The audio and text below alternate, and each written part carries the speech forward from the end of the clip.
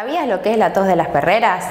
Es una enfermedad viral que afecta solo a los perros y es muy contagiosa entre ellos. Un perrito enfermo puede transmitirla en el parque o en sus casas.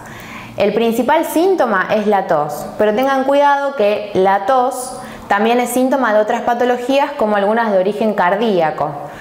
Eso se diagnostica con simples estudios y chequeos cardiológicos.